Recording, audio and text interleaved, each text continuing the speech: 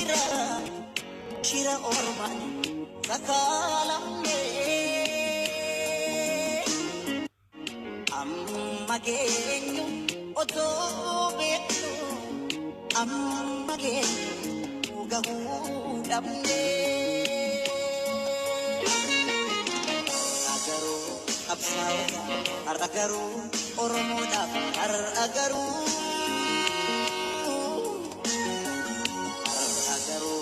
barattoota har'a garuu oromoodhaaf har'a garuu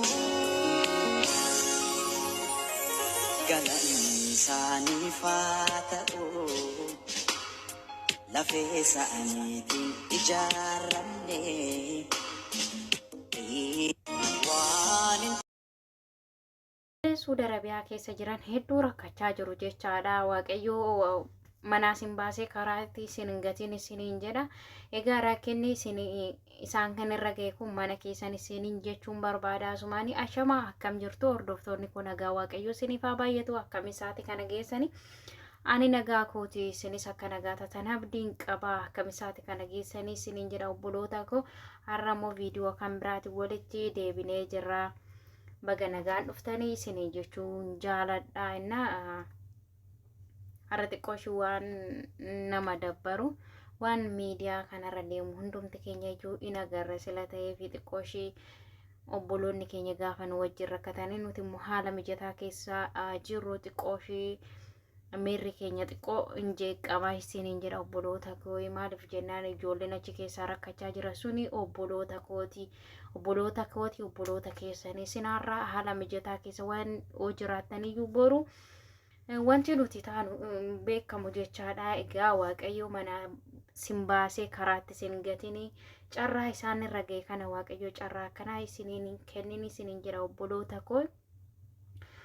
Naa hundumti keessaniyyuu amma dandeetti keessanii sagalee ta'aa karaa danda'ameen akka hin baasiin akka ta'ellee taasisu jechaadha. Isarrammoo darbee akka Itoophiyaarraa akka ijoollee asin guurree akka dhoowwaniif hundumti keessaniyyuu sagalee ta'aa dhugaa dubbachuu fi daa'ima xixiqqaa kana achirraa fidanii asitti hedduu tokko rakkachaa jiru jechaadha. Hedduu waan garaa nama nyaatu jechaadha ijoollee xixiqqoo. Maaliif jenna namni waa rakkatu malee biyyaan bahu.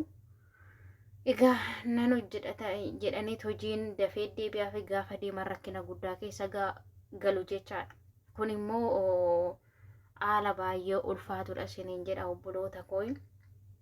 Viidiyoo tokko argee hedduu tokkoon garaana nyaate jechaadha. Maaliif jennaan waa'ee Suudi Arabiyaa hedduu tokko ulfaata kan dhumurraa kan rakkatus akkasumatti jira jechaadha. Kan gadi hin baanirraa kan dhokatee achi keessa rakkatee jirutu baay'eetu jira jechaadha obboloota koo. Egaa namni gaafa biyya isaati bahu of jijjiiree maatii isaa jijjiira jedheeti maallaqa isaa cafacafee biyyaa baha jechaadha. Isaan garuu asitti hojiin jira jedhanii warroonni daldalaa jechaadha. Amma qarshii isaanitti argatanitti ijoolleerraa maallaqa guurratu jechaadha. Garuu gaafa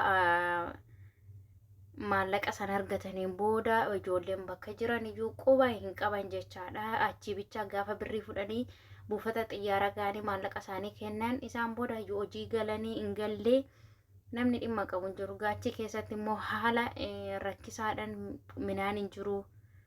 Haala rakkisaadha jechaadha. Kan hojii galanis immoo baay'ee jechaadha. Bakka akkam akkasiniin jedhuun beeku dhugaa waaqayyoo baay'ee inni tokko natti ulfaate.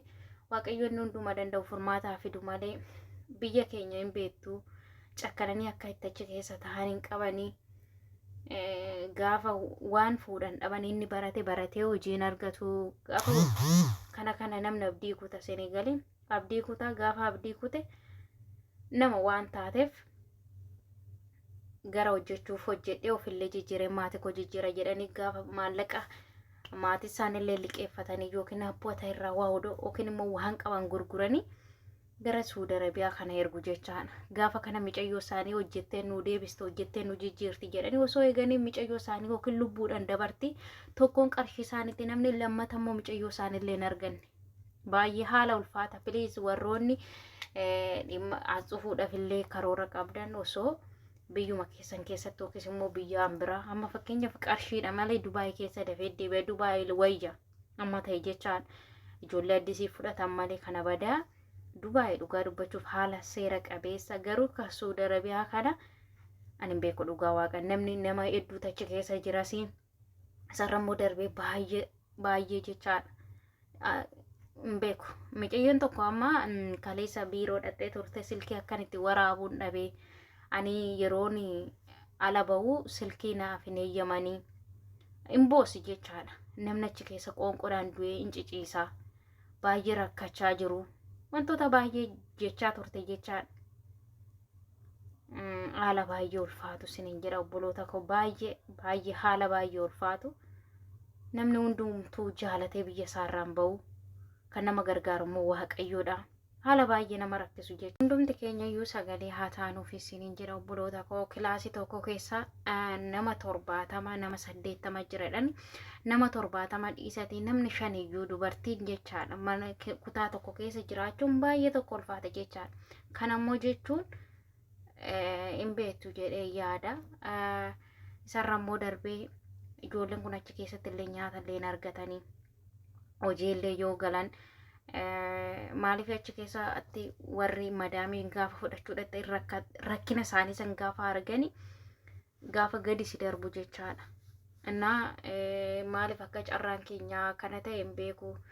Dubartiin waa baay'ee dubartiin biyya ormaa waa baay'ee jijjiirtee egaa har'a immoo carraan keenya akkanarra ga'e jechaadha. Dhugaa dubbachuuf haalli achi keessaa baay'ee ulfaata jettee turte mucayyoon achi keessa turte. Innaa baay'ee tokko ulfaataa isiniin jedha obboloota koo akka as dhufuu akka dhoowwan hundumti keessaniyyuu beekamtii hin qabnu jechuu odoo hin taane hundumti keessaniyyuu gargaaraa isiniin jedha karaa danda'amu karaa dhimmi kun laallatuuni isarra immoo darbee gaafa amma fakkeenya madaamii fudhattee galti kaafoo qirraan darbiti kaaniin dabaddabdii amma viidiyoon tokko viidiyoo jalqabarra jira viidiyoo sun jechaadha akka rakkisa akka akkasitti dabaddabdee ijjiseeftee kaan qoonqodhaaf kaan dabaddabaadhaan kaafoo qirraan darbuudhaaf bakka mee itti yaada Saudi Arabiyaa kun dhugaa dubbachuuf adda jechaadha. Maaliif akka ta'e hin beekan baay'ee ulfaata. Waaqayyo inni hundumaa danda'u rabbi inni hundumaa danda'u inni waan hundumaa danda'u furmaata isiniif haa kennu. Isiniin jedha obboloota koo hundi keessaa sagalee taa'aaf isiniin jedha. Dubartiin achi keessatti rakkachaa jirti. Egaa dubartii hin beektu. Dubartii 70 dhiisee dubarri 5 mana tokko keessa dubarri 3 kutaa tokko keessa hagam akka ulfaatu kana sinumaaf dhiisa baay'ee ulfaata. Wanta hundumayyuu immoo kan danda'u rakkinni waa baay'ee si barsiisa. Amma kan gadi bahee viidiyoodhaan kan gadi bahee dubbatame caala kan dhukatee taa'aa jirutu caala jechaadha. Kan du'aa jiru caala kan ukkaamamee jirutu caala. Senegalee warri biiroo dhimma hin qaban qarshii isaanii erga fudhataniin booda dhimma namummaa hin qaban. Kanaaf jechuun immoo baay'ee ulfaata. Namni asuma deema Saudi Arabiyaan torbee 2 gidduutti xumurama. Namni nuu dhufe jedhee tama barbaade kaffalee deema. Silaa ji'a tokko ji'a 2 gidduutti jijjiira jedhee jechaadha. Deebisa jedhee. Kun immoo lubbuu nama tokko immoo warroonni hojii galtanii jirtan jechaadha. Warroonni hojii galtanii jirtu sin hiriyoota qabaachuu dandeessu. Hiriyoota dhiiras durbaas qabaachuu dandeessu. Rakkinni garaagaraa yoo sin bira ga'e bakka jirtan himadhaa jechaadha. Hiriyaa durbaas qabaadha, hiriyaa dhiiras qabaadha. Ani bakka akkanaan jira lookeeshinii keessan akka lubbuu keessanillee sin baraaruu danda'an jechaadha. Warroonni tokko osoo hiriyaa qabanii gaafa rakkinni osoo rakkina baay'ee keessa jiranii hin himatan. Kun immoo dhiibbaa sanirraan ga'a. Rakkina jiru himadhaatii hiriyoota keessanitti illee waan dhaammachuu barbaadan dhaammachuu sinirra jira. Akka lubbuu keessan baraaruudhaaf yeroo bakka jirtan waan beekaniif yoo rakkina kee hiriyaa durbaa tokkotti hin himne irra caala warroonni keessa tutturtanii madaamii keessa walii galuu diddan silkii keessan rakkina lookeeshinii keessan irra ergitanii fi wanta akkasiitu lubbuu kee arra darbu kun lubbuun baateen deebitu akkuma jedhasan waan danda'amu si gargaaruu dandeessu. Sooshaal miidiyaa irratti waan rakkina keessa jirtu gadi baasi dubbadhu. Gaafas furmaata sii ta'a. Innaa baay'ee ulfaata. Obboloota koo waan an dubbadhu iyyuu hin qabu. Dhugaa Waaqayyoo hedduu tokko natti ulfaate, hedduu tokko na gaddisiise. Waan an jedhu keessa odoo akka kootiitii jechaadha. Osoo bakka ammaa ka'ee akka Suudi Arabiyaatti hin ergine odoo dhaabbate jechaadha. Ilmaan namaa asitti dhumee jira. Reeffumti galchuun nama dhiba jechaadha. Haala baay'ee ulfaataadha. Obboloota koo kanas hin jedha. Egaa inni hundumaa danda'u Waaqayyoo isaan gargaaru. Viidiyoon kun har'aa kanuma irratti xumuramaa. Warroonni jalqabaa kaastanii haga ammaa kanatti na wajjin turtan guddaa galatooma kabajamaa isiniin jedha. Sheer gochuudhaan